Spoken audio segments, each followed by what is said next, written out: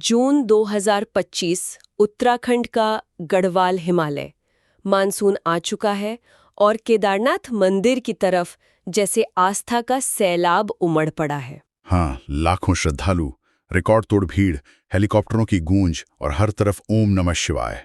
माहौल एकदम भक्ति और उत्साह वाला। बिल्कुल, लेकिन इसी भक्ति और उत्साह के बीच हिमालय की अपनी सच्चाई भी है। उसकी ताकत, उसका अनिश्चित मिजाज। सही कहा।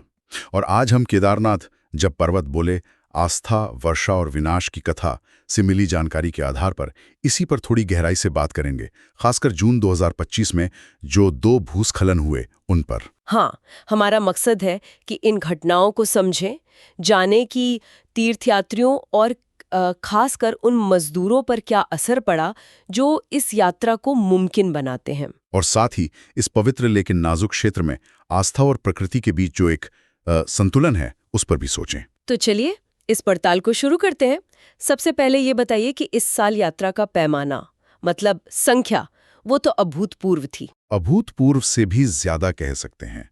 सोचिए, सिर्फ पहले 6 हफ्तों में 11 लाख से ज्यादा लोग दर्शन कर चुके थे। 11 लाख से ज्यादा 6 हफ्ते में? जी हाँ। 2013 की वो भयानक आपदा, उसकी यादें तो थीं, लेकिन दावा यही था कि इस बार इंतजाम बेहतर हैं। पर सवाल वही है, क्या इतनी बड़ी भीड़ के लिए हमारा इंफ्रास्ट्रक्चर सच में तैयार था? बड़ा सवाल है और शायद इसका एक जवाब हमें 15 जून को मिला। क्या हुआ था उस दिन? वो 15 जून की सुबह थी, करीब 10:30 बजे। सोनप्रयाग केदारनाथ पैदल मार्ग पर जंगल चट्टी के पास अचानक एक जोर की गड़गड़ाहट हुई और फिर देखते ही देखते ऊपर से चट्टानें, मलबा सब गिरने लगा। पूरा रास्ता जैसे तबाह हो गया। ओह, ये तो बहुत भयानक रहा होगा। और इसका नतीजा क्या निकला? बहुत दुखद। गुजरात से एक परिवार आया था, उनकी एक महिला सदस्य मलबे में दब गई, उनकी जान चली गई। Oh no. और उसी ग्रुप के 2 और लोग घायल भी हुए। फौरन यात्रा रोकनी पड़ी।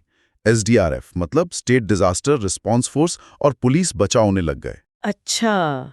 मौसम विभाग ने येलो अलर्ट भी जारी किया, मतलब मौसम खराब होने की चेतावनी, और वो रास्ता तो बंद करना ही पड़ा। इसने जरूर 2013 की वो कड़वी यादें ताज़ा कर दी होंगी लोगों के मन में। लेकिन बात यहीं रुकी नहीं शायद। 3 दिन बाद एक और हादसा हुआ। हाँ, और ये शायद और भी ज्यादा दर्दनाक था। 18 जून की सुबह करीब 8:45 बजे उसी जंगल चट्टी इलाके में, उसी जगह? हाँ, उसी जगह जहां मजदूर पहले वाले भूस्खलन से टूटे रास्ते को ठीक करने में लगे थे, वहां एक और, बल्कि पहले से भी ज्यादा बड़ा भूस्खलन हुआ। भारी भारी चट्टानें गिरी। अरे बाप रे, मतलब इस बार वो लोग चपेट में आ गए जो रास्ता ठीक कर रहे थे। बिल्कुल। ये दूसरी घटना और भी भीषण थी, और इसने एक कड़वी सच्चाई सामने ला दी कि अक्सर वही लोग सबसे ज्यादा खतरे में होते हैं जो दूसरों के लिए रास्ता बनाते हैं। क्या हुआ वहां? 2 मजदूरों की तो मौके पे ही मौत हो गई। उनमें एक महिला भी शामिल थी। उनके शव खाई में जा गिरे। 3 और गंभीर रूप से घायल हुए। हे भगवान। और पता चला कि मरने वालों में एक नौजवान मजदूर रुद्रप्रयाग का ही था, जिसने कुछ ही दिन पहले काम शुरू किया था। बहुत ही दुखद। ये तो दिल दहला देने वाली बात है। इतनी बड़ी त्रासदियों के बाद क्या यात्रा चलती रही? सरकार ने क्या किया? यात्रा पूरी तरह बंद नहीं हुई, लेकिन हाँ, कुछ पाबंदियां लगाई गई।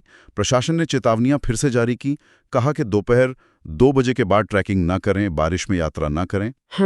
SDRF की निगरानी में जो खतरनाक हिस्से थे उन्हें चिन्हित करके रास्ता कुछ वक्त बाद फिर खोला गया, लेकिन कड़ी निगरानी के साथ। और इन सब के बीच यात्रा का एक और पहलू भी है, आर्थिक पहलू। वो भी चल रहा था। हाँ, वो भी बहुत अहम है। इन त्रासदियों के बावजूद 19 जून तक ही करीब 49,000 यात्री हेलीकॉप्टर से दर्शन कर चुके थे। 49,000? हाँ, और इससे करीब 300 करोड़ रुपए की आय हुई थी। ये दिखाता है कि आस्था के साथ साथ यहाँ अर्थव्यवस्था का दबाव भी कितना ज्यादा है। ये भी सोचने वाली बात है। ये भीड़, ये कमाई का दबाव, क्या ये भी जोखिम को बढ़ा रहा है? ये एक बड़ा सवाल है जिस पर विचार जरूरी है।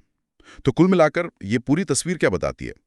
आंकड़ों और घटनाओं के पीछे इंसानी जिंदगियों का नुकसान है। हाँ, जैसे गुजरात का वो परिवार जिसने अपनी माँ को खोया, रुद्रप्रयाग का वो नौजवान मजदूर जिसकी जान गई, और वो सैकड़ों लोग जो रास्ते में फंसे, बारिश और डर के बीच बस सुरक्षा की प्रार्थना कर रहे थे। बिल्कुल। अगर हम इसे थोड़ा बड़ी तस्वीर में देखें तो ये केदारनाथ जैसी जगहों से जुड़ी जो गहरी अटूट आस्था है, और दूसरी तरफ हिमालय की जो जबरदस्त बेकाबू शक्ति है, उसके बीच का एक टकराव दिखाता है। हाँ, ये सिर्फ एक तीर्थयात्रा नहीं है बल्कि विश्वास और प्रकृति की एक कठिन परीक्षा भी है। सही, और ये हमें इस सवाल पर लाकर खड़ा करता है कि किसी पवित्र स्थल के प्रति हमारी श्रद्धा और वहाँ की ज़मीनी हकीकत, मतलब सुरक्षा, बुनियादी ढांचे की ज़रूरत, इनके बीच संतुलन कैसे बने। खासकर उन लोगों की सुरक्षा का क्या जो इस रास्ते को, इस यात्रा को सबके लिए मुमकिन बनाते हैं। हाँ, बिल्कुल।